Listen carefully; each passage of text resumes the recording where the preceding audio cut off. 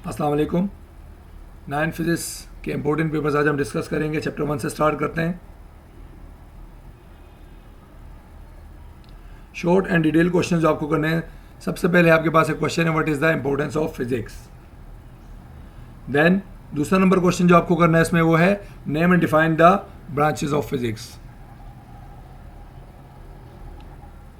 फिर आपको करना है, define and describe significant figures with rules. Significance figure क्या होते हैं और इनके रूल्स क्या होते हैं, ये आपको बताने हैं। तो हम बात करते हैं डेरिवेशन एंड न्यूमेरिकल की। सो देखिए, इस चैप्टर में चूंकि डेरिवेशन तो कोई नहीं है, न्यूमेरिकल जो आपको करने, देखिए न्यूमेरिकल दो तरह के होते हैं। एक होता है वर्क एग्जाम्पल टेक्स्ट बुक के अंदर, और एक होती है प्रॉब्लम जो चैप्टर के एंड में होती है। तो आपको वर्क एग्जाम्पल जो करनी है बुक की, वर्क एग्जाम्पल जो है चैप्टर के बीच में होती है, और वर्क एग्जाम्पल चैप्टर नंबर 1 की जो आपको करनी है वो 3 और 4 करनी है, और जो प्रॉब्लम नंबर करनी है टेक्स्ट बुक की वो यानी जो चैप्टर के एंड में होगी वो करनी है आपको 5 और 6। चैप्टर 2 की बात करते हैं। मोशन और इसकी टाइप्स आपको करनी है।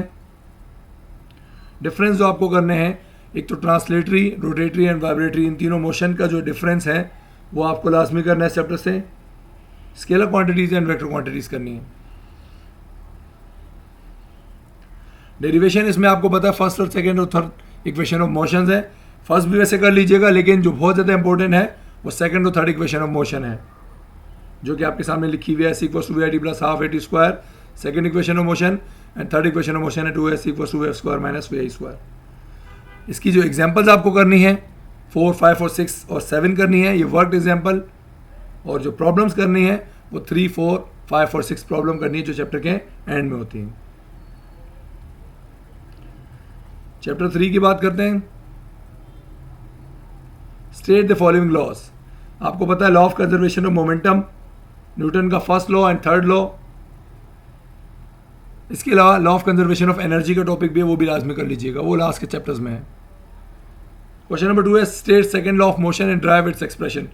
यानी कि आपको न्यूटन का जो सेकंड लॉ है इसको एक्सप्लेन करना है, उसके साथ साथ आपको ड्राइव करना है उसको एक्सप्रेशन, जो क्या है F इक्वल्स टू ma होता है। तीसरे नंबर पे आपको जो क्वेश्चन करना है, right few applications of the centrifuge. Centrifuge की आपको कुछ एप्लीकेशंस लिखनी है। क्वेश्चन नंबर 4 में आपको कहता है, for each of the following write down 2 advantages of friction. आपको जो है, जो आपको दिया हुआ है 2 एडवांटेजेस लिखने हैं फ्रिक्शन के, 2 डिसएडवांटेजेस लिखने हैं, और 2 जो है वेज लिखने हैं रिड्यूस करने के फ्रिक्शन को। क्वेश्चन नंबर 5 में आपको डिफरेंस लिखना है मास और वेट का। इसके अलावा रोलिंग फ्रिक्शन और स्लाइडिंग फ्रिक्शन का डिफरेंस आपको लिखना है। डेरिवेशन इस चैप्टर में जो आपको करनी है वो delta p equals to f t, यानी कि rate of change of momentum is force, इसकी डेरिवेशन करनी है। इसके अलावा जो वर्क एग्जाम्पल है आपके पास वो है बुक की 3, 4, 6 और 7। इसके अलावा जो प्रॉब्लम नंबर है इस चैप्टर की वो है 2, 5, 6, 7 और 8। चैप्टर 4 की बात करते हैं। आपको ग्राफिकल मेथड बताना है एडिशन ऑफ फोर्सेस का, यानी कि हेड टू टेल रूल, जिसको आप आसान अल्फाज में कहते हैं हेड टू टेल रूल या graphical method of addition of vectors या एडिशन ऑफ फोर्सेस। दूसरे नंबर पे आपको बताना है what is resolution of forces by using trigonometric ratios, find horizontal and vertical component of force. यानी fx और fy का फॉर्मूला आपको ड्राइव करना है रेजोल्यूशन ऑफ वेक्टर्स को एक्सप्लेन करते हुए। फिर आपको डिफाइन करना है टॉर्क, और बताना है कि इसका फॉर्मूला क्या है, इसके यूनिट्स क्या है, और ये किन किन फैक्टर्स के ऊपर डिपेंड करता है, आपको ये बताना है। याद रहे टॉर्क को मोमेंट भी कहते हैं, मोमेंट ऑफ फोर्स। उसके बाद क्वेश्चन जो बहुत इंपॉर्टेंट इसमें डिफाइन इक्विलिब्रियम का है, और इसके अलावा आपको बताना है कि काइंड्स क्या होती हैं इक्विलिब्रियम की, यानी कि 2 जो काइंड्स होती हैं इसकी, स्टैटिक और डायनामिक। फिर आपको बताना है इसकी कंडीशंस क्या होती हैं, 2 कंडीशंस होती हैं, फर्स्ट एंड सेकंड कंडीशन। और जो सबसे ज़्यादा ज़रूरी है इसमें टॉपिक वो है right down the states of equilibrium with example. जो सबसे ज़्यादा इंपॉर्टेंट इस टॉपिक के अंदर जो क्वेश्चन है वो है स्टेट्स ऑफ इक्विलिब्रियम एग्जांपल्स के साथ। डिफरेंस आपको बताने लाइक फोर्सेस के और अनलाइक फोर्सेस के। Like parallel forces, unlike parallel forces आपने पढ़ी है, उनका डिफरेंस आपको बताना है।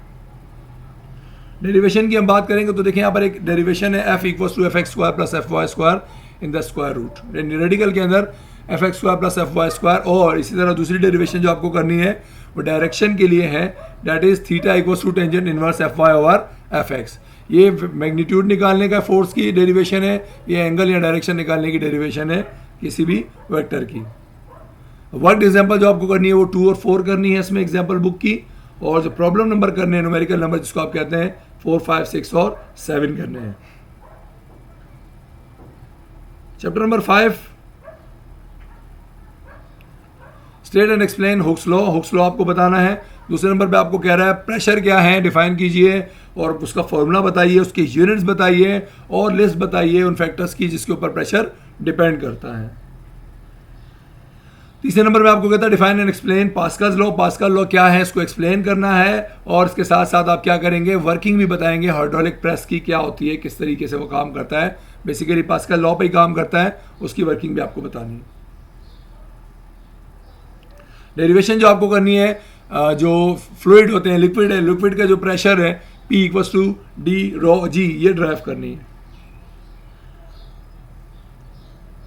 एग्जाम्पल जो है 2, 3 एंड 4 करनी है। इसके अलावा जो आपको प्रॉब्लम करनी है बुक की वो है 4, 5, 9 एंड 11। चैप्टर नंबर 6 जो कि बहुत इंपॉर्टेंट चैप्टर है आपके लिए,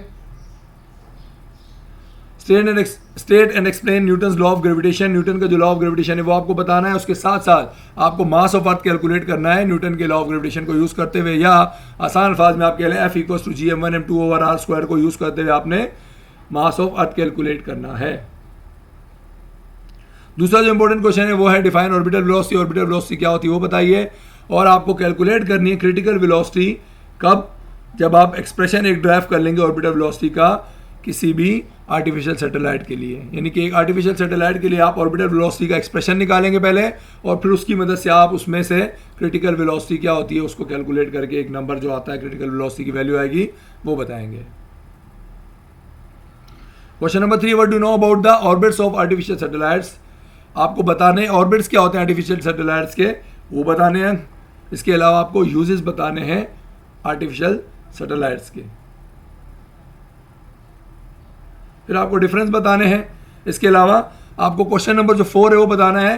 क्वेश्चन नंबर 4 याद रखिए आपकी बुक के अंदर क्वेश्चन नंबर 23 और क्वेश्चन नंबर 24 है आपकी टेक्स्ट बुक के अंदर, जो जनरल न्यूमेरिकल की तरह की डेरिवेशन टाइप की न्यूमेरिकल भी है, जनरली आप कह लें डेरिवेशन टाइप का वो हिस्सा है 2, आपको वो लाजमी करने क्वेश्चन नंबर 23 और क्वेश्चन नंबर 24 जो आपकी बुक में मौजूद है चैप्टर 6 में, वो लाजमी कीजिएगा।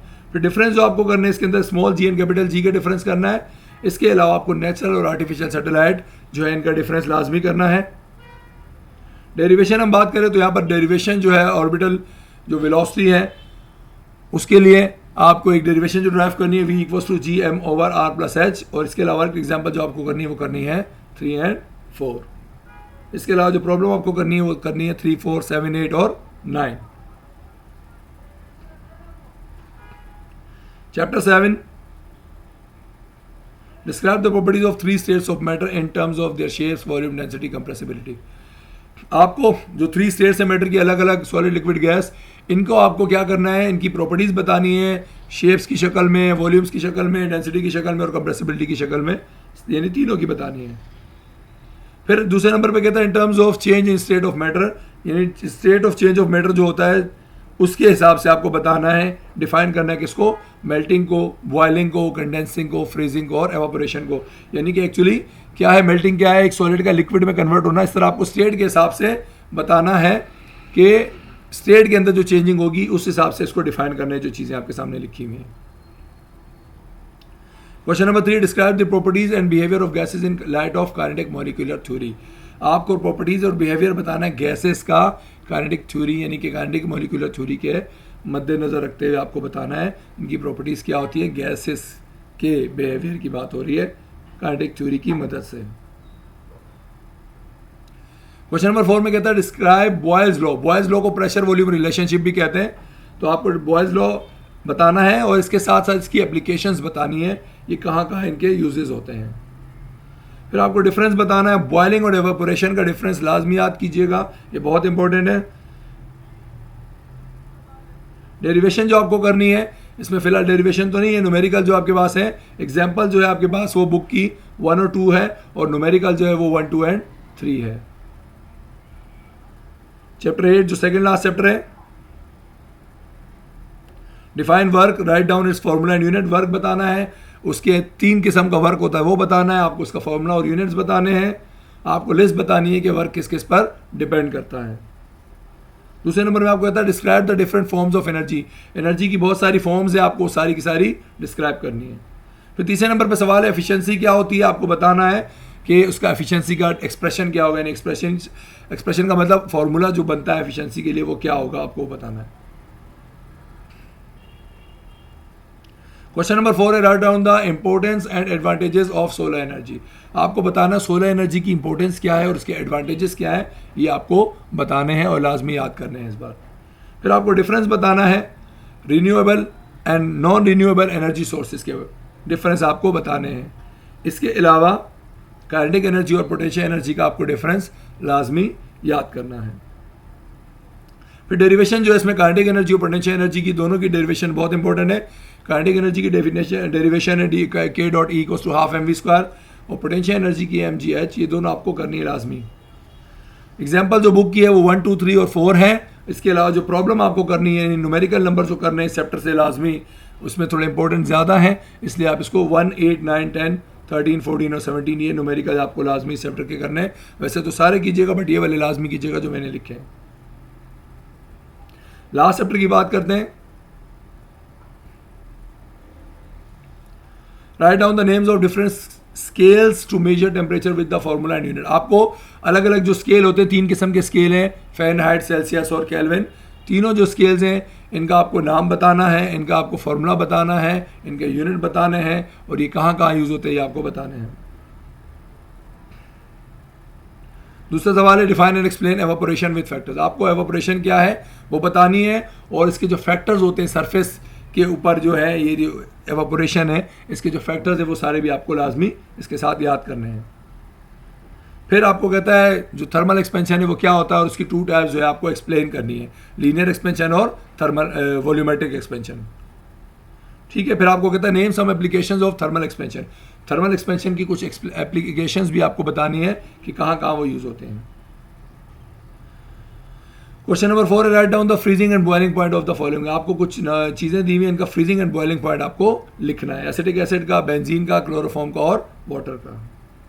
फिर आपको डिफरेंस बताना है हीट और टेम्परेचर का, हीट कैपेसिटी और स्पेसिफिक हीट कैपेसिटी का, heat of fusion and heat of vaporization का। एग्जाम्पल जो आपको करनी है वो है एग्जाम्पल 2 and 3 बुक की, और इसके अलावा जो प्रॉब्लम करनी है वो प्रॉब्लम नंबर करनी है 2, 3, 4 and 5।